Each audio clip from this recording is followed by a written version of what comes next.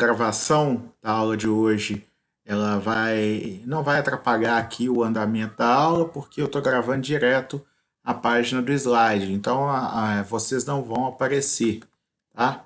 Apenas o áudio de vocês. Quem quiser ativar o áudio para fazer pergunta, fica à vontade. Quem quiser fazer pergunta pelo chat também pode ficar à vontade, tá? Eu estou acompanhando os dois. Se a pergunta for feita pelo chat, eu vou repetir oralmente para aparecer no vídeo. Tudo bem? Vocês não estão vendo a minha webcam porque nós chegamos à conclusão, desde semana passada, que se eu der a aula sem o vídeo, sem a webcam, a minha voz não trava tanto, ou não trava nada. E isso fica mais, a qualidade da comunicação fica melhor, tá certo? Mas na versão gravada da aula, eu estou gravando o vídeo da webcam e vou inserir ele na aula só para vocês matarem a saudade do meu rostinho bonito, tá bom? Bom, na aula passada, só para lembrar vocês onde a gente estava, a gente falou de conceito de direito urbanístico, da política urbana, que está nos artigos 182 e 183 da Constituição Federal. Tá? A gente falou que o município pode estabelecer lei específica que estabeleça como vai se dar a política urbana. Essa lei, em municípios com mais de 20 mil habitantes, se chama plano diretor. Ok? Neste plano diretor vai ser determinado onde é a área urbana e quais são os requisitos específicos da função social da propriedade na área urbana, ou seja, como vai ser exercida a propriedade dos imóveis situados nessa área urbana. Nós falamos também que no caso de não utilização, subutilização ou não edificação dos imóveis pertencentes à área urbana, o município pode aplicar penalidades sucessivas. Essas penalidades são, em ordem, a primeira delas é a utilização ou edificação compulsória, em que o município vai determinar com prazo, vocês vão ver o prazo na aula de hoje, que seja construído ou utilizado o terreno conforme a lei, ok? Se ele não estiver sendo utilizado ou não estiver edificado. No não adiantado, ou seja, não atendido essa determinação de edificação ou utilização compulsória, o município vai determinar a aplicação de alíquotas progressivas no tempo do IPTU, ou seja, a cada ano a alíquota do IPTU vai ficar um pouco maior, de forma que essa pessoa seja penalizada pela não edificação, subutilização ou não utilização do imóvel, certo? Não adiantando essa pena, certo? Ou seja, se não surtir efeito a aplicação de alíquotas progressivas no tempo do IPTU, a terceira pena possível é a desapropriação do imóvel por não atender à função social da propriedade. Vocês verificam que até chegar nesse ponto de desapropriar um imóvel urbano por essa finalidade, passa-se muito tempo mesmo, certo? Então a pessoa tem que estar há muito tempo sem utilizar ou sem edificar esse imóvel para que sofra essa penalidade, e sendo interpelado pelo município a fazer isso. Ou seja, não é tão simples assim sofrer uma pena de desapropriação, mas pode acontecer em último caso. Tá? Bom, para regulamentar esses dois artigos da Constituição que falam da política urbana, né, de como funciona a política urbana, os artigos 182 e 183 da Constituição Federal, foi criada uma lei. Esta lei ordinária é de 2001, é a Lei 10.257, chamada, apelidada, né? Os brasileiros têm esse costume, né, de dar nome, de dar apelido para a lei. Essa lei foi chamada de Estatuto da Cidade, certo? É uma norma geral, federal, que se aplica a todos os municípios do país, certo? Observem que, nesse caso, é uma regulamentação dos poderes conferidos aos municípios pela Constituição Federal. Então, isso aqui não é a legislação específica de cada município ainda. Ou seja, cada município, acima de 20 mil habitantes, vai ter o seu plano diretor. Se for menor de 20 mil habitantes, não precisa ter plano diretor, mas vai ter uma lei específica falando da sua política urbana. De forma que esta lei é uma lei de caráter geral, uma lei federal que se aplica a todo mundo, tá? Mas ainda não é a lei que define a política urbana municipal. Esta lei vai ser lei municipal, aprovada na Câmara de Vereadores, valendo só para aquele município, ok? Essa lei veio regulamentar esses 2 artigos que eu falei, e é uma lei que deixa claro que o exercício do direito de propriedade é condicionado ao atendimento à sua função social. Tá? A gente falou disso na aula passada, falamos também em outras aulas, quando a gente falou da desapropriação. Nós falamos também em aulas anteriores, quando a gente falou da propriedade em si, que o direito de propriedade não é absoluto mais, já foi, mas não é mais, e que desde a Constituição de 1988 é obrigatório o atendimento à função social da propriedade. Isso significa que o exercício do direito de propriedade ele não se preocupa só com o direito subjetivo do seu titular, preocupa-se também com o direito público, ou seja, com o interesse coletivo. Que interesse, de quem que seria esse interesse coletivo? Da comunidade, do bairro, né? Das pessoas em geral. Esses direitos, eles tanto se referem à preservação do meio ambiente pelo uso da propriedade, como também se referem ao uso social do solo, aproveitando-se bem o solo. O direito brasileiro, a lei brasileira, ela não planeja, ela não deseja que todos tenham casa própria. Não existe esse dispositivo de que todos têm que ter suas casas. A pessoa pode morar de aluguel, a pessoa pode morar de favor, etc. A questão precisa haver espaço aproveitado para que todos tenham lugar onde morar, mesmo sendo de aluguel. É importante que se diga isso, porque todo mundo precisa ter terra para plantar? Não. A pessoa pode ser empregado rural, pode ser empregado urbano, ele não precisa nem ser dono de empresa também não, ele pode ser empregado de empresa. A sociedade ela funciona numa relação simbiótica, em que as pessoas se autocompletam. A gente até falou na aula passada. Sem a cidade, não tem trator para cultivar a terra. Sem a terra, não tem alimento para quem mora na cidade. Então, tudo funciona um ajudando o outro. Tá? A internet não chega no campo se não tiver uma empresa na cidade prestando esse serviço de radiodifusão ou de compartilhamento de sinal de internet. Então, televisão só chega no campo porque existe gente trabalhando na cidade para isso. Da mesma forma que existe gente trabalhando no campo para que as pessoas da cidade tenham o que comer. Então, isso não existe esse negócio de que a pessoa tem que voltar para o campo, tem que ter terra, ou que todo mundo que mora ou trabalha na cidade tenha que ter seu imóvel próprio, não. É importante que haja justiça social, distribuição de renda, para que todas as pessoas que moram na cidade tenham como se sustentar, tenham como ganhar vida, certo? Mas se vão morar de aluguel ou não, isso não importa. O que importa é que elas tenham onde morar, ok? Então é assim que funciona. Então o espaço urbano, ele não é para ser tratado com desdém, ele não é para ser tratado com irresponsabilidade. Ele precisa ser tratado de uma forma em que haja moradia para as outras pessoas. Então se uma pessoa compra 10 lotes para fazer um campo de golfe no meio da cidade, não é que seja proibitivo existir um campo de golfe no meio da cidade. Mas tem que se verificar se isso é prioridade para essa cidade. Tem que se verificar se isso, nessa cidade, atende à função social da propriedade.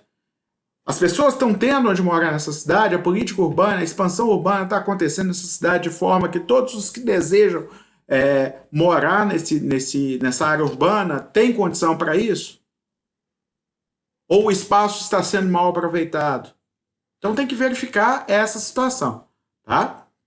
Diretrizes do Estatuto estão no seu artigo 2º. Primeiro, garantindo o direito às cidades sustentáveis. Sustentabilidade, vocês sabem o que é. Você já deve ter até estudado em outras disciplinas. Sustentabilidade é que a cidade não pode consumir os recursos naturais de forma insustentável, ou seja, de forma que esses recursos naturais se esgotem. Isso vai desde fontes de energia até água limpa, ok? Água potável. A cidade precisa prezar, deixa eu autorizar um aluno aqui. Boa noite, Nayara, seja bem-vinda. Boa noite, Tainá, seja bem-vinda. Tá? Boa noite. Então, a primeira diretriz do Estatuto das Cidades é que a cidade precisa de ser sustentável. A exploração dos recursos que são necessários para que a cidade se movimente e exista, ela precisa ser sustentável, de forma que esses recursos não se esgotem.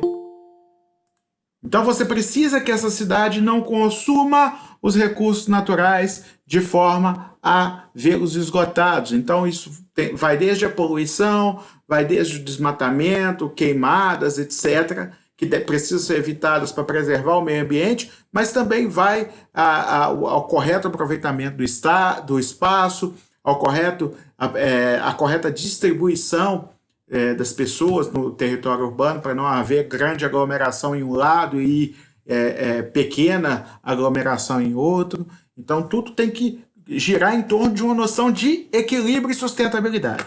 2. Gestão democrática por meio da participação da população. A população tem que ser chamada a participar, direta ou indiretamente. Direta através de audiências públicas, onde a própria população vai à Câmara Municipal participar dos debates que precedem a votação das leis.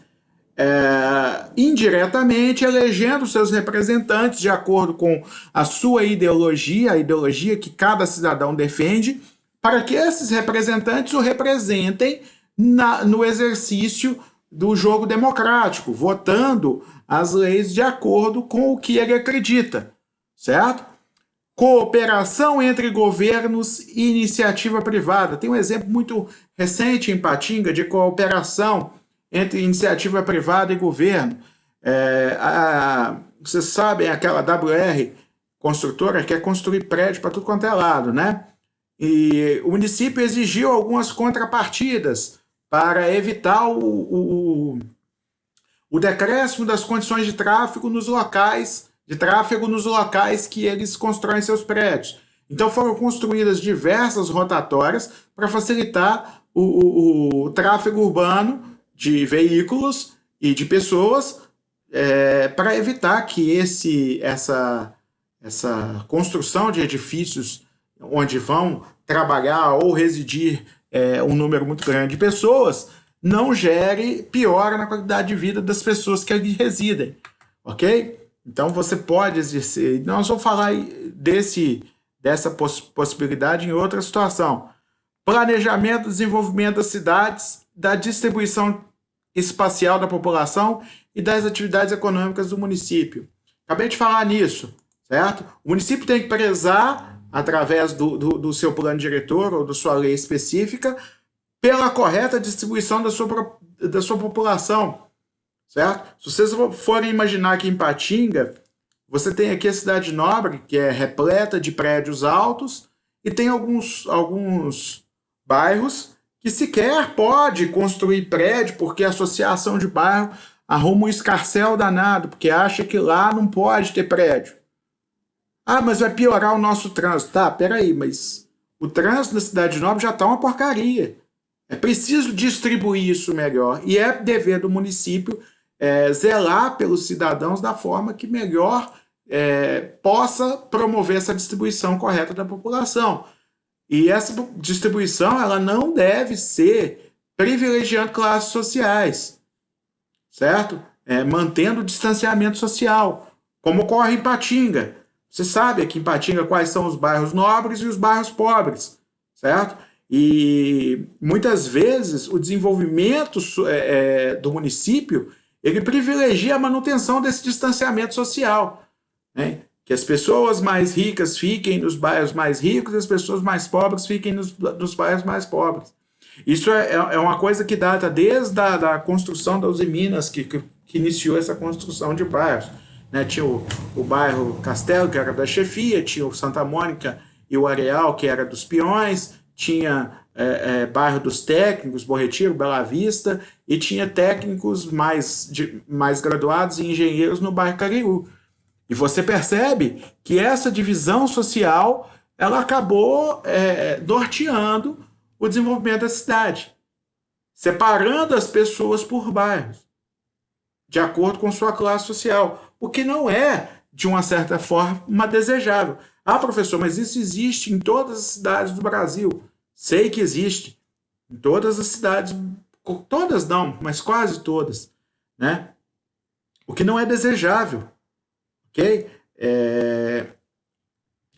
Eu penso que o desenvolvimento urbano ele deva ter preço, variação de poder aquisitivo, de acordo, por exemplo, com proximidade do centro, proximidade com o local de trabalho, e não de acordo com a classe social das pessoas, uma separação esdrúxula como a que a gente vive. Mas foi construído assim, é muito difícil de mudar, tá certo? Oferta de equipamentos urbanos e comunitários, transporte e serviços públicos. Equipamentos urbanos e comunitários, vocês sabem o que é, os aparelhos de ginástica, praças, clubes, etc.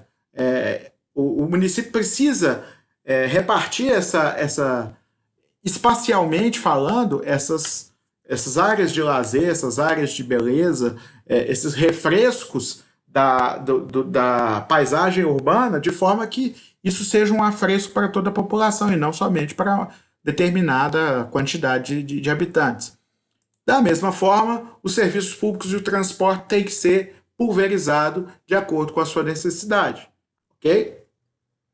Obviamente, isso pode ser analisado de acordo com as estatísticas. Pode haver mais serviços públicos prestados a bairros mais populosos? Sim, sem dúvida nenhuma. Da mesma forma, mais linhas de ônibus para bairros mais populosos do que outros que menos populosos não têm tanto uso do transporte coletivo. Então, não tem que ser uma distribuição equitativa, é de acordo com a população de cada bairro, certo? Além disso, são diretrizes integração e complementaridade entre atividades urbanas e rurais.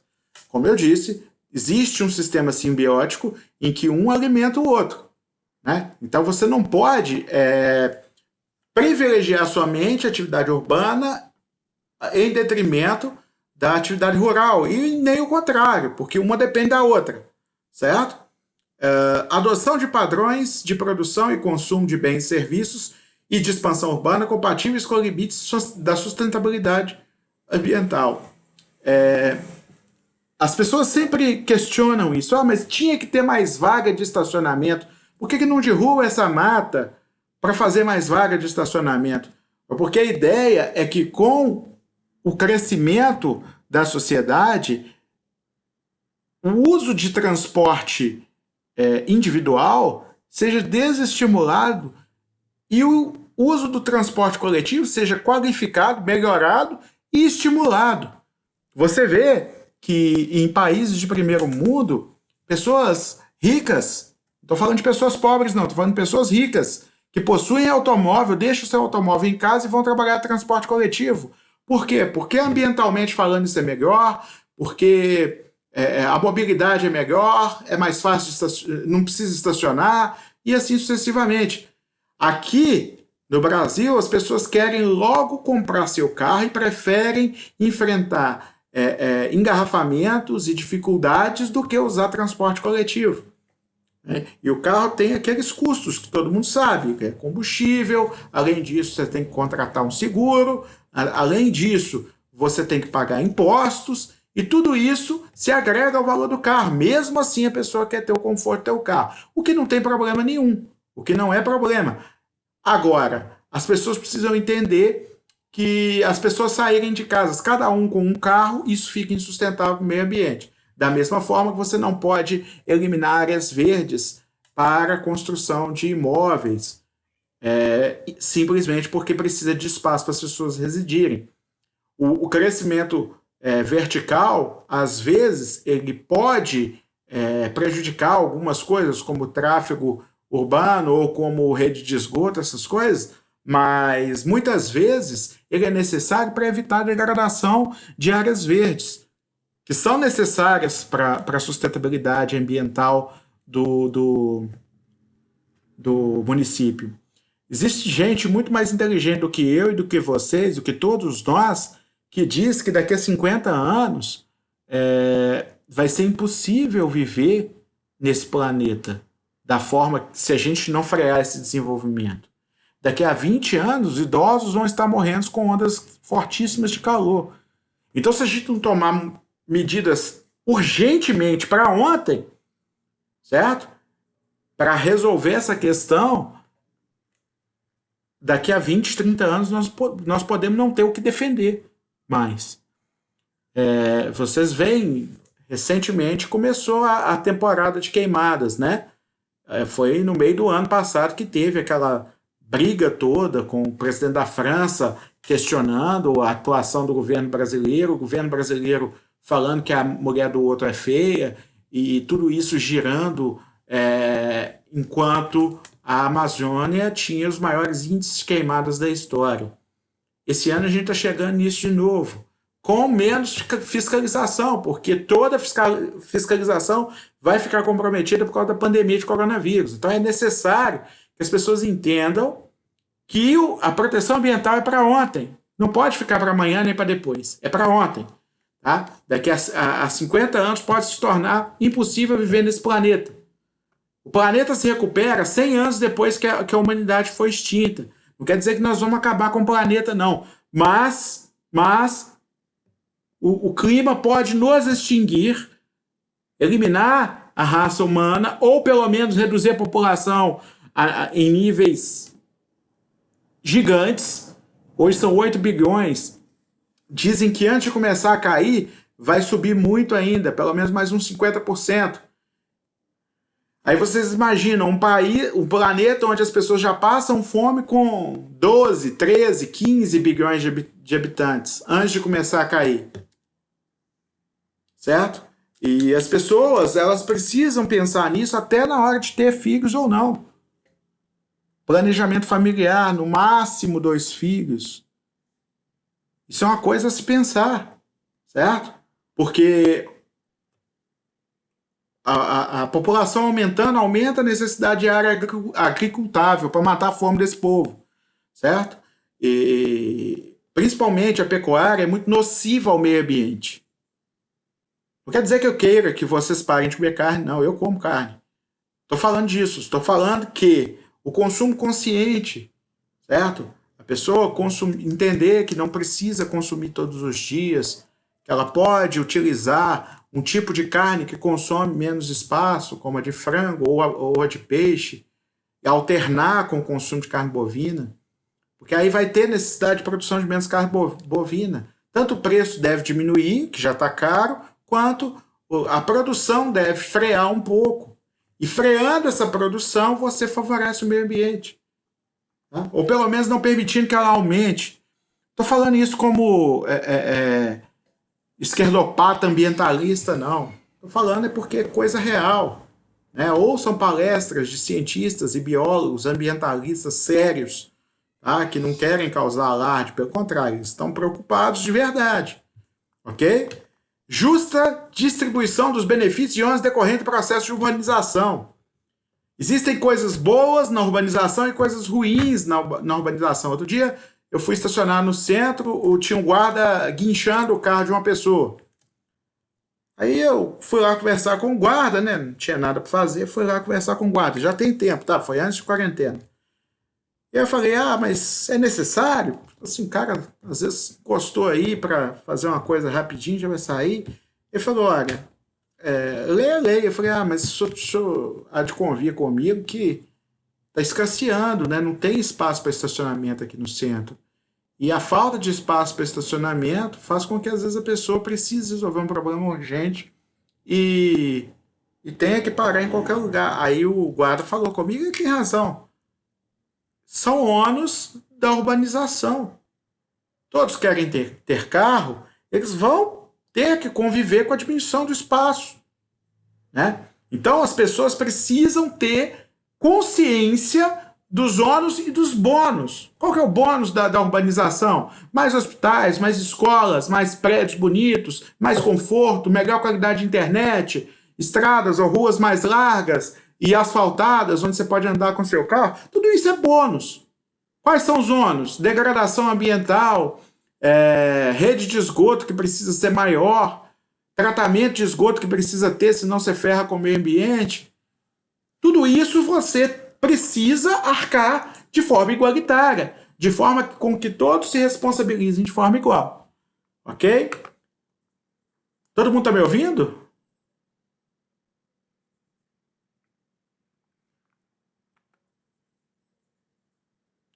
Tiago, você está perguntando aí se poderia fazer o trabalho sozinho. Eu não gostaria, viu, Tiago? Eu não gostaria. Primeiro, porque vocês precisam aprender a trabalhar em equipe, né? Segundo, porque se eu tiver 12 trabalhos para corrigir, que seria o que aconteceria se vocês fizerem sozinhos, eu não consigo passar a nota para vocês no dia seguinte. E essa é a minha intenção. Então eu gostaria que pelo menos grupo de 3 pessoas tivesse, tá? Se vocês conseguirem. No mínimo, grupo de 3 pessoas. Porque aí, se vocês tiverem um grupo de 3 pessoas, eu vou ter 4 trabalhos para corrigir. Vou poder ler com carinho cada um deles, ok? Então, eu gostaria que todos arrumassem seus grupos. Tá, ô, gente? O Thiago tá sem grupo. Quem tiver vaga no grupo aí, quiser colocar o Thiago, fiquem à vontade. Tá certo? A gente tem que se comunicar nessa hora, tá? Para arranjar grupo e dividir essas responsabilidades, né? Fica mais fácil para cada um aí. Não proibir, dividir tarefas entre os grupos, façam da forma que acharem melhor. Bom, só não faz trabalho pro outro e coloca o nome dos outros, tá, galera? Só prestem atenção nisso. Para de ficar sustentando gente folgada nas suas costas. Tô falando disso porque amanhã vocês vão abrir uma firma de engenharia, esse cara vai estar junto com vocês e vai querer assinar seus projetos e receber por eles também. Prestem atenção, tá, galera? Fica ajudando gente que não trabalha, não. Uma coisa é socializar recursos públicos e distribuir renda. Outra coisa é querer que a pessoa que não trabalha, que não contribui para a sociedade, receba também os bônus. Vamos lá. Bom, adequação dos instrumentos de política econômica, tributária, financeira e dos gastos públicos. O poder público ele precisa gastar menos dinheiro para ser mais sustentável. Quanto menos dinheiro gasta o poder público, menos impostos ele precisa cobrar e menos impostos vão onerar a carga, o salário do contribuinte. Então é necessário que também os governantes brasileiros entendam que é necessário ter uma reforma tributária urgente, é necessário haver uma forma de adequar a vida do brasileiro a um novo padrão de cobrança de impostos, que haja mais retorno desses impostos, que o Estado se desinche, né? A gente viu de forma promissora no início do governo Bolsonaro ele ter a intenção de diminuir o governo, diminuir o número de ministérios, mas está indo por água abaixo tudo agora, já está fazendo rifa de cargos, a gente não entende por que ele está voltando atrás nisso. A parte boa do governo dele, que não é a língua, né? A língua dele, o Twitter dele são as partes ruins, mas a parte boa do governo dele era ter enxugado o Estado, agora ele está ampliando, está aumentando o tamanho do Estado de novo. O Estado tem que diminuir, o Estado tem que ter menos ministérios e ministérios menores. Só botar uma bala na boca aqui para me sentir menos secura na boca, tá? Se me atrapalhar de falar, eu tiro. Bom, recuperação dos investimentos do poder público que tenha resultado na valorização dos imóveis urbanos. Isso tem um nome, tá? Isso se chama um tipo de tributo chamado contribuição de melhoria. Se o poder público asfalta uma rua e valoriza a casa de alguém, este alguém pode ter que pagar um tributo. A lei autoriza cobrar dele um tributo pela valorização do imóvel dele. Só que, na prática, dificilmente um governante faz a cobrança desse tributo porque é uma medida impopular e que faz com que o cara não ganhe eleição. Se todos fizessem, não ia ser tão impopular, né? Então, são coisas, né, que a gente vê que a sociedade precisava, porque aí o que acontece? Asfaltou a minha rua, a minha casa de 100 passou a valer 200 mil. Peraí, por que eu não posso pagar aí 5 mil de imposto? Ou 3 mil, 2 mil de imposto por conta disso? Eu tive um lucro gigante devido a uma obra pública. Por que eu não posso contribuir com essa obra? Essa é a questão, certo? As pessoas não compreendem, as pessoas acham que o governo está roubando. Não, o governo fez uma obra que vai valorizar o seu imóvel mais do que você vai contribuir, né? Mas para isso funcionar, não poderia ter supervalorização na obra pública, porque já pensou cobrar do contribuinte uma obra pública supervalorizada, né? Ou seja, é uma obra que custaria X e você usou 3x para fazer, é complicado nesse sentido também. Outras diretrizes da lei: proteção, preservação e recuperação do meio ambiente natural e construído e do patrimônio cultural. Não precisa nem falar de novo, né, gente?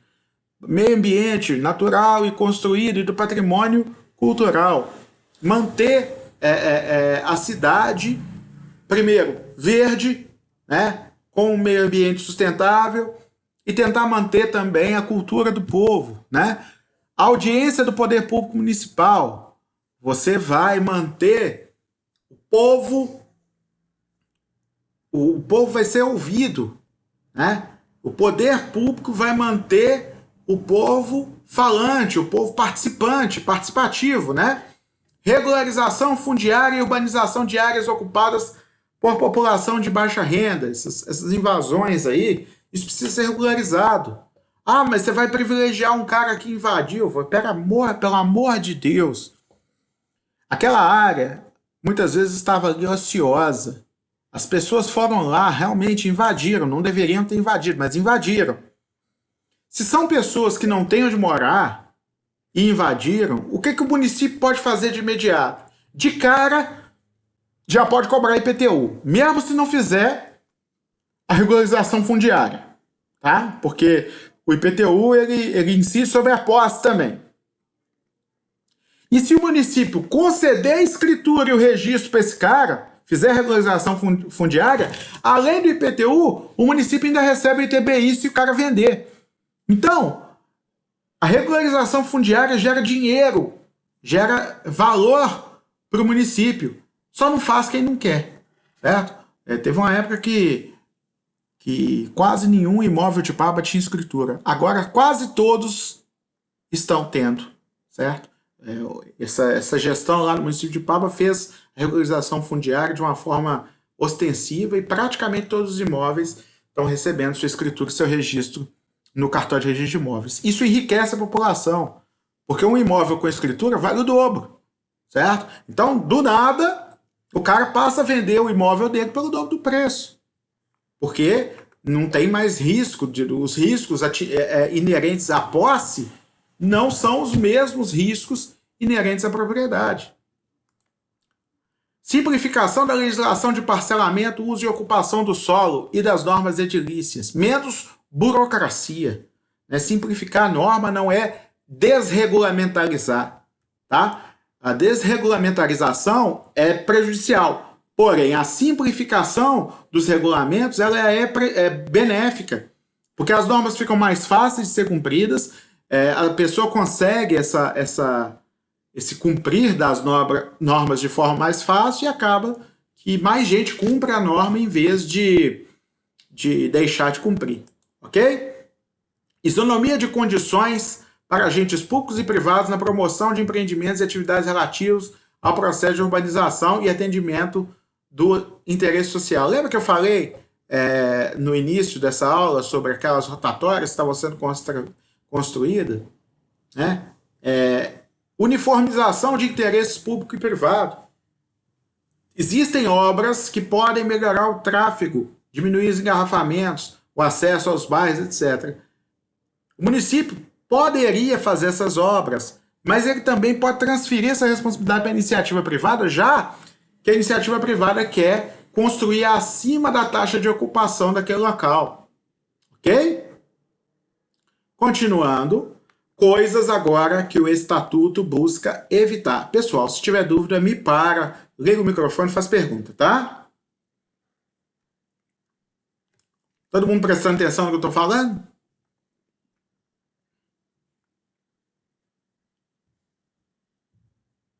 Responde aí para mim.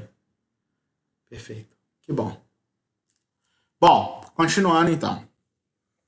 O Estatuto busca evitar utilização inadequada dos imóveis urbanos. O que é utilizar de forma inadequada? Aquilo que eu falei lá no início.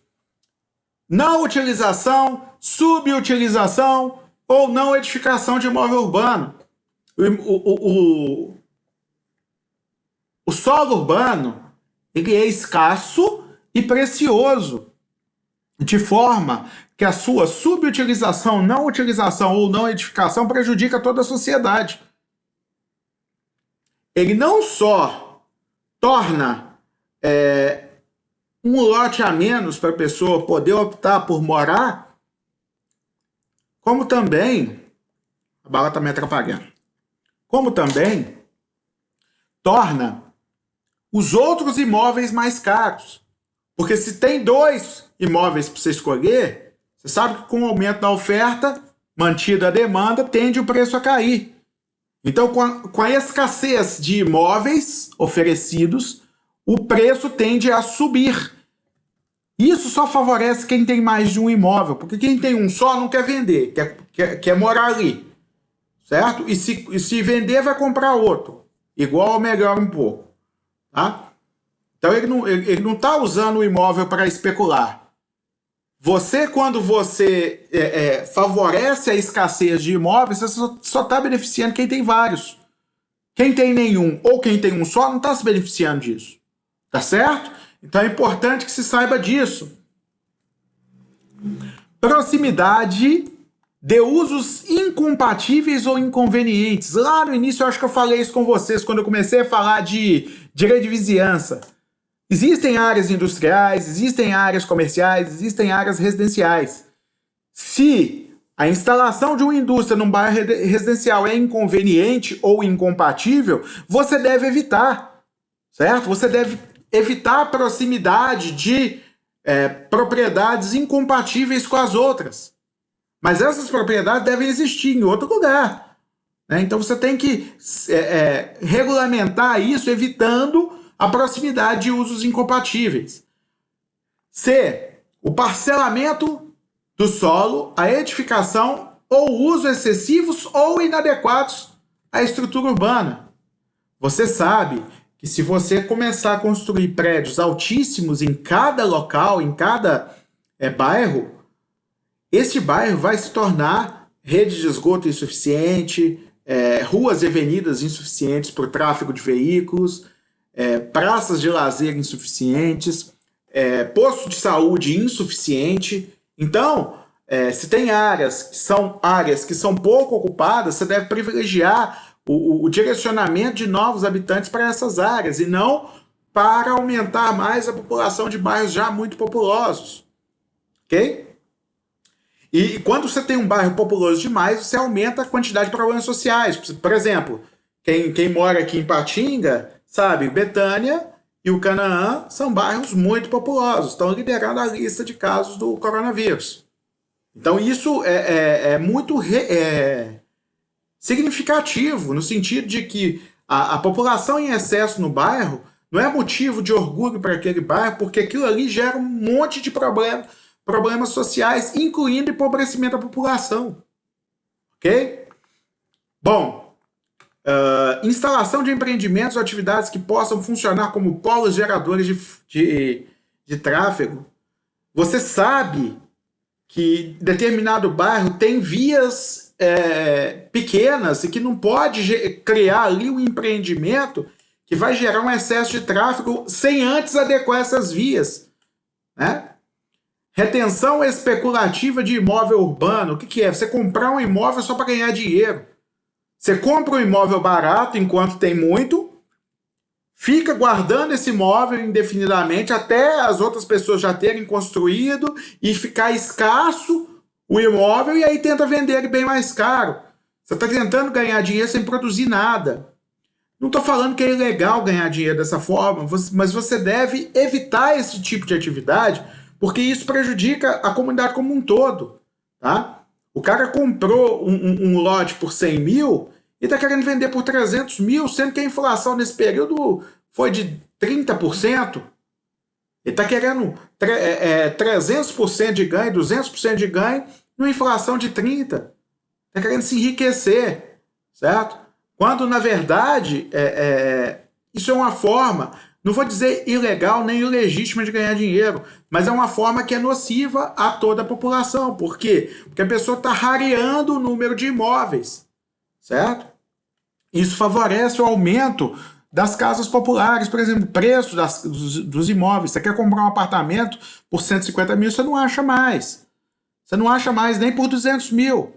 Há pouco tempo você achava. Né? Por que não acha mais? Porque cada vez está mais raro, cada vez tem menos oferta. Ok? Bom, deterioração de áreas urbanizadas. As áreas urbanizadas devem ser mantidas, tanto com relação ao meio ambiente construído, que são as construções urbanas, né? Quanto em relação ao meio ambiente, que está aí na letra G, poluição e degradação ambiental.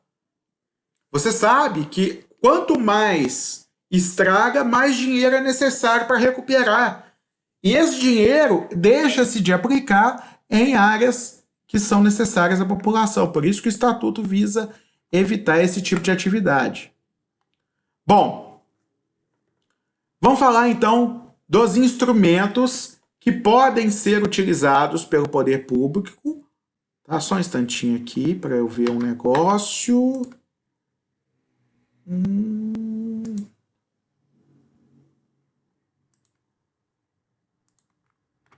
Só um instantinho. Tá. Quais são os instrumentos que podem ser utilizados para se evitar que esse mau uso da propriedade urbana aconteça? Primeiro, a lei municipal específica, que no caso vai ser o plano diretor para cidades com mais de 20 mil habitantes, poderá determinar o parcelamento, a edificação ou a utilização compulsórios do imóvel, do solo urbano não edificado, subutilizado ou não utilizado, devendo fixar as condições e prazos para a implementação dessa obrigação. O que seria parcelamento aí? Você imagina um terreno gigante construído uma casa no meio desse terreno. Você teria como dividir esse terreno em 15 lotes. Só que o cara está querendo esse terreno só para uma casa. Isso é subutilização. Você está usando solo demais para morar gente de menos. Ok? Não utilização. Você tem 10 lotes lá e está usando esses lotes só para ganhar dinheiro. Mesmo que sejam lotes construídos, tá, gente? Às vezes tem casas abandonadas lá, fechadas, só especulando. Isso é não utilização. Terceiro, não edificação. Você deixa crescer mato, tá? O lote está sendo usado para acumular mosquito da dengue, bandido escondido, animais nocivos, rato, barata, escorpião. E tudo isso prejudica a vizinhança, prejudica a comunidade como um todo. Então, a não edificação ela também é prejudicial, sem falar que muda o quociente, né, gente? Quanto mais imóvel edificado, mais oferta de imóvel tem. E mais as pessoas podem adquirir os imóveis, porque o preço tende a cair. E se você inflaciona demais o preço de imóvel, você está pagando muito por uma coisa que não vale tanto. Né? Outro dia eu e minha esposa estávamos vendo um imóvel perto da casa da minha sogra sendo vendido, um apartamento de 3 quartos, ou de 2 ou 3 quartos, sendo vendido por 600 mil reais. Sem elevador, ou seja, com escada, você tem que subir escada. 600 mil reais. Por que está tão caro? Porque é na cidade nobre. As pessoas estão se aproveitando dessa escassez de imóveis para colocar o preço lá em cima. Ok? E o mercado às vezes paga.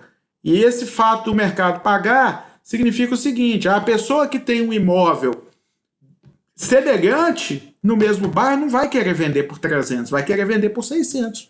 O outro vendeu por 600, eu quero vender por 600. Isso faz com que todas as pessoas tenham mais dificuldade de adquirir seus imóveis. Ok? Esses prazos para edificação compulsória, utilização compulsória ou parcelamento compulsório não vão poder ser inferiorizar.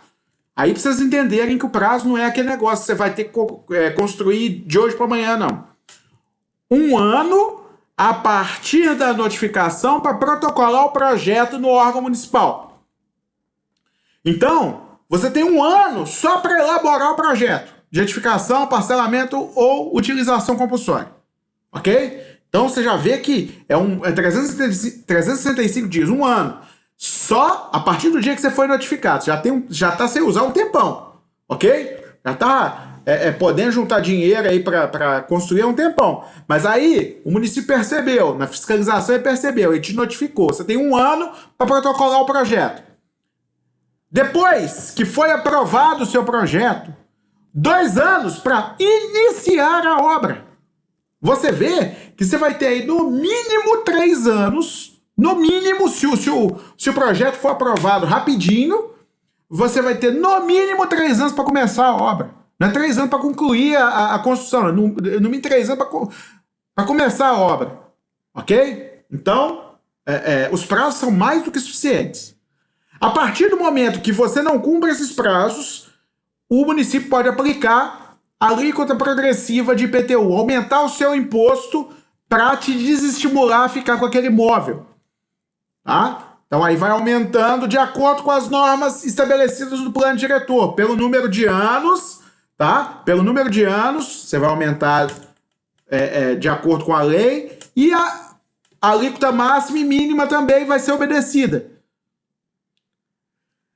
Isso consiste em desincentivar os proprietários e manter imóveis abandonados, terrenos vazios sem edificação. Tá? Combater a especulação imobiliária. Manter imóvel só para ganhar dinheiro no futuro. Ok? Bom, essas áreas passíveis de IPTU progressivo, elas precisam ser desenhadas, ou seja, elas precisam ser especificadas no plano diretor. O plano diretor tem que ter previsão legal que autorize essa cobrança progressiva. Tá? Então, normalmente, toda vez que se reedita o plano diretor, tem que se incluir as áreas onde se pretende aplicar a penalidade de IPTU progressivo. Tá? Se não cumprir, ou seja, se você vem nesse artigo 7º aqui, do Estatuto das Cidades, o município começou a aplicar o IPTU progressivo pelo tempo previsto no plano diretor, e você não cumpriu, você não edificou, não utilizou, não passou a dar uma destinação para aquele imóvel, ou não vendeu, isso vai poder gerar a desapropriação pelo não atendimento à função social da propriedade, que está a pena prevista no artigo 8º. Lembrando que a desapropriação por não atendimento à função social da propriedade, ela não prevê prévia indenização em dinheiro, ela prevê a indenização parcelada em títulos da dívida pública resgatáveis anualmente até 10 anos. Tá? Pode parcelar em até 10 anos. Ok? O direito... Léo. Oi, fala. Quem fala? Então, por isso que, geralmente, IPTU de lote é muito mais caro do que de casa, né? Pode ser por isso, sim. Pode ser por isso, sim. Pela não utilização ou não edificação do imóvel. Tá certo? Pode ser porque naqueles lotes o município já está nesse passo de aplicar o IPTU progressivo. E vai chegar num ponto que, se a pessoa não der um jeito naquele lote, o município vai chegar a um ponto de querer desapropriar aquilo ali.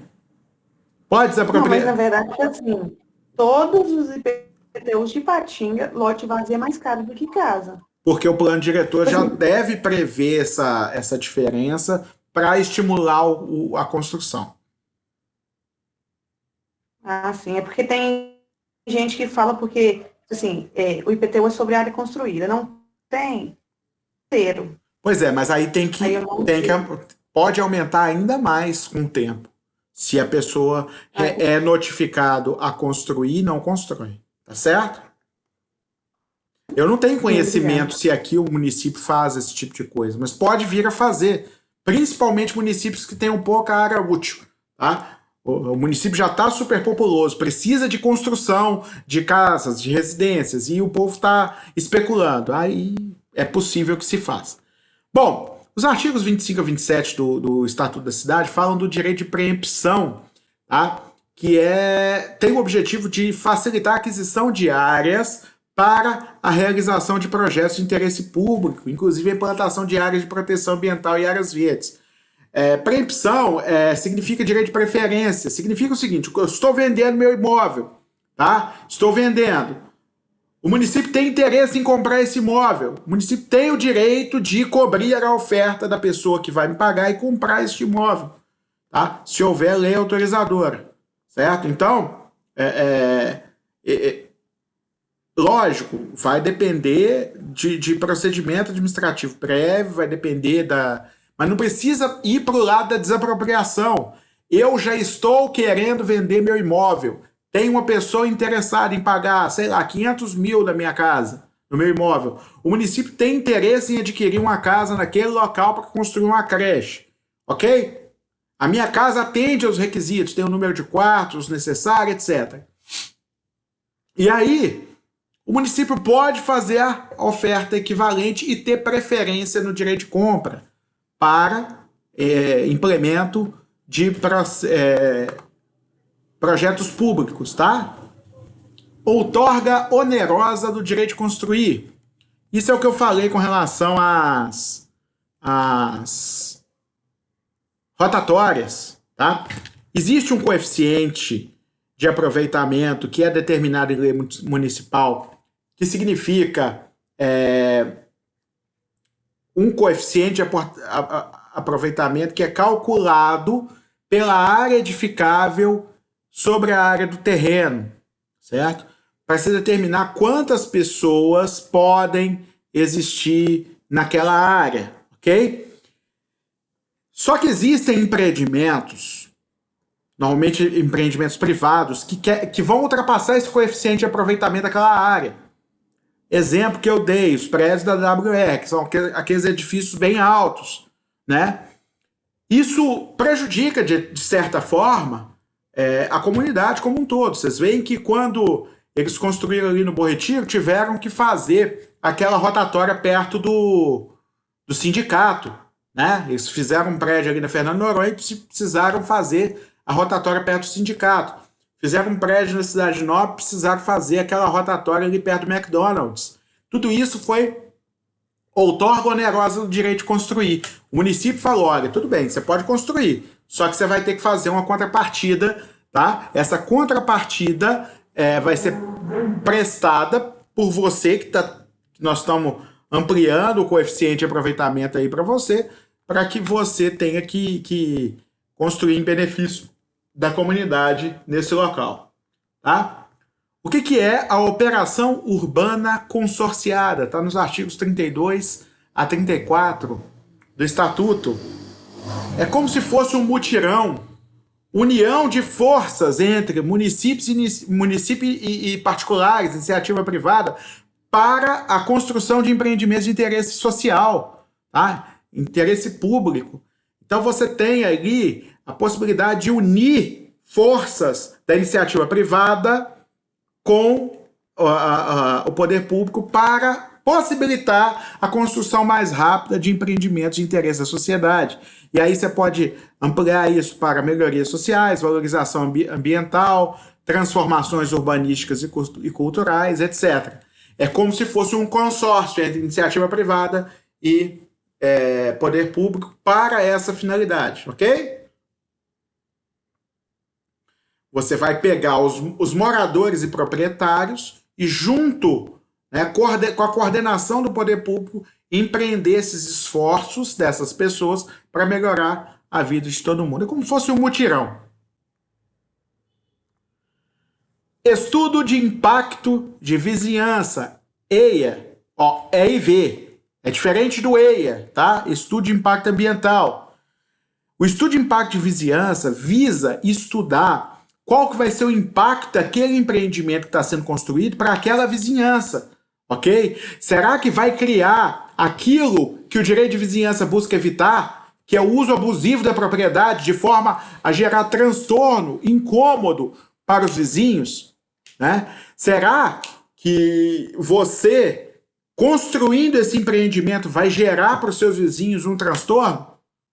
Então, o estudo de impacto de vizinhança, que está previsto nos artigos 36 e 38 do Estatuto da Cidade, ele visa justamente verificar se é do interesse da população da área impactada a aprovação da construção desse empreendimento. Lógico, esses impactos vão ser condições de trânsito, condição de sossego público, etc. Além disso, do EIV, Estudo de Impacto de Vizinhança, você vai ter que elaborar o EIA. Você vai ter que ter o estudo de impacto ambiental para verificar o quanto aquele empreendimento vai afetar o meio ambiente, vai afetar a natureza. De forma que, se for prejudicial ao meio ambiente, você também vai ter que barrar aquela obra. Ok? Isso não é burocracia inútil, não, viu, gente? Isso é você ter uma gestão responsável de forma que a iniciativa privada não prejudique a coletividade. Já vou falar do plano diretor. Outro dia um aluno me perguntou, eu estava dando essa aula, um aluno me perguntou, quer dizer então que eu não posso ter um lote e deixar ele vazio? Então o lote não é meu. Eu falei, não, o lote é seu. Ninguém vai tomar ele de você, certo? A pior coisa que pode te acontecer, além de pagar imposto por esse lote, é ter ele desapropriado, ou seja, você vai ser obrigado a vender para o município, ou para o estado, ou para quem quer que seja. A questão é, você quer ter uma propriedade para ser nocivo à sociedade? Tá? A função social da propriedade significa que o uso da propriedade é responsável. Você está preocupado não só com o seu bolso, mas com toda a sociedade que está em seu redor. E da mesma forma, o impacto de vizinhança e o impacto ambiental, o estudo de impacto de vizinhança e ambiental, visam essa preocupação com o entorno. Né? O uso da propriedade ele não pode prejudicar as outras pessoas. A gente está estudando isso desde direito de vizinhança lá atrás, ainda caiu na primeira prova, ok? O plano diretor é o instrumento básico da política urbana municipal, certo? O que acontece? Ele também funciona para a política ambiental urbana. É obrigatório para cidades com mais de 20 mil habitantes.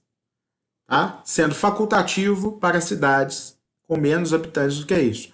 Mas mesmo assim, a política ambiental dessas cidades com menos de 20 mil habitantes vai ter que se dar por lei municipal específica. Tá certo? Vai definir no plano diretor o referencial geográfico de ocupação do solo, onde é a área urbana, onde é a área urbanizável, onde é a área rural, qual bairro é industrial, qual bairro residencial, qual bairro é comercial, qual bairro é misto entre residencial e comercial. Aqui em Patinga nós temos o Horto, que ele é meio comercial e meio residencial, né? Tem muita gente que mora no Horto. Agora, se você for verificar, o bairro Bela Vista, por exemplo, ele tem comércio, poucos, e só tem casa, é só residencial. O bairro Cariru tem mais comércio, é um pouco mais comercial, mas praticamente somente residencial. O bairro Centro, praticamente só comercial. O bairro Industrial, né? Você só tem praticamente indústrias. Então, assim, você vai planejando a política urbana para criar zoneamentos, né? Bom, tudo isso visando a melhor qualidade de vida possível no meio urbano é definido pelo plano diretor. Gestão democrática da cidade, artigos 43 a 45. É necessário, é um dos pressupostos para a promoção do desenvolvimento sustentável. Você precisa ouvir as pessoas, você precisa permitir que as pessoas participem da gestão. A pessoa que é autoritária, que não ouve as pessoas, ela acaba dando com os burros na água, acaba fazendo porcaria. Então você precisa ouvir, porque as pessoas, os representantes eleitos, eles nem sempre estão atentos à realidade periférica da cidade, aos problemas reais das pessoas reais que estão nas áreas mais afastadas da área de maior concentração urbana, certo? Manter a transparência faz parte de uma gestão democrática. As pessoas precisam saber como está sendo gasto o dinheiro público, as pessoas precisam saber o que está sendo feito com o imposto que ela paga, certo? Isso faz parte de uma gestão democrática. Além disso, sempre que possível e da forma mais frequente possível, a criação de órgãos colegiados de política urbana, ou seja, conselhos municipais de desenvolvimento urbano, conselhos municipais de meio ambiente, além de associações de bairro, conselhos descentralizados que ouçam as pessoas e levem as necessidades das pessoas e dos bairros para a gestão municipal ser mais eficiente, tá? Mais eficiente e mais democrática. Tá ok? Pessoal, vou até acabar o slide aqui, tá? Interromper o slide. Este foi o final da nosso conteúdo, né? Nós ainda temos tempo, temos aqui ainda 20 minutos de aula possíveis, tá? Mas, para vocês, vou até interromper a gravação aqui agora, tá? Gostaria de dar alguns recados, ok? Só um instante. Vou parar a gravação.